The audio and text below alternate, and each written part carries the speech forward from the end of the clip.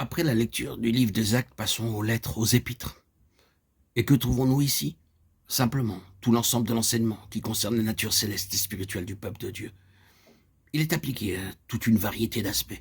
Il se trouve un état de choses à Corinthe et un autre état de choses en Galatie, et un autre encore à Éphèse, et ainsi de suite. Mais appliqué à toutes ces conditions différentes, il y a cette seule chose.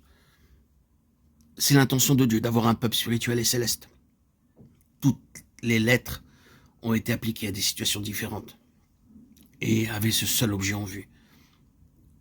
Chaque lettre du Nouveau Testament, chaque épître a quelque chose à nous dire au sujet de cette nature céleste du peuple de Dieu. Nous arrivons à la lettre aux Hébreux, et cette lettre a une place très très importante dans toute cette question, puisqu'elle est un résumé de tout le Nouveau Testament. En elle est rassemblée toute la signification du Nouveau Testament, et en elle se retrouvent des tributaires qui en font le point de rencontre de toute la révélation de Dieu concernant son Fils Jésus-Christ. Quel est le dessein de Dieu concernant son Fils? C'est pourquoi, frères saints, compagnons d'une vocation céleste, vous êtes devenus compagnons de Christ. Qui sont les compagnons de Christ? Ceux qui ont laissé entièrement tout le domaine terrestre et sont unis au Seigneur céleste, ceux qui sont devenus l'Israël spirituel de Dieu, ceux qui ont répondu à la vocation céleste. Paul s'est écrié alors qu'il était à l'épreuve.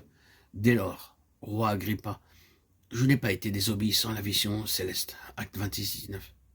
Si Paul a été un grand compagnon de Christ, c'est parce qu'il avait entièrement mis de côté tout ce qui n'était pas Jésus-Christ. Il dit, je considère toutes ces choses comme une perte en regard de ce bien suprême. La connaissance de Jésus-Christ, mon Seigneur, Philippiens 3, 8. Il était un homme qui était entièrement sur la base de Jésus-Christ et entièrement sur la base du dessein céleste de Dieu.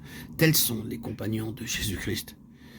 Il y a parmi nous beaucoup de jeunes chrétiens, peut-être ne connaissent-ils pas tout le fondement biblique de ce que nous venons de dire. J'espère que ça vous poussera à désirer connaître mieux votre Bible. Mais peut-être ne comprenez-vous pas beaucoup ce qui vient d'être dit. Il y a une chose que je désire vous amener à comprendre. Vous arriverez à comprendre tout le reste à mesure que vous avancerez. Si vous tenez ferme jusqu'à la fin, si vous vous abandonnez réellement au Seigneur Jésus, vous arriverez à comprendre. Mais ce n'est pas là ce que j'aimerais vous dire. Voici ce que j'ai à vous dire.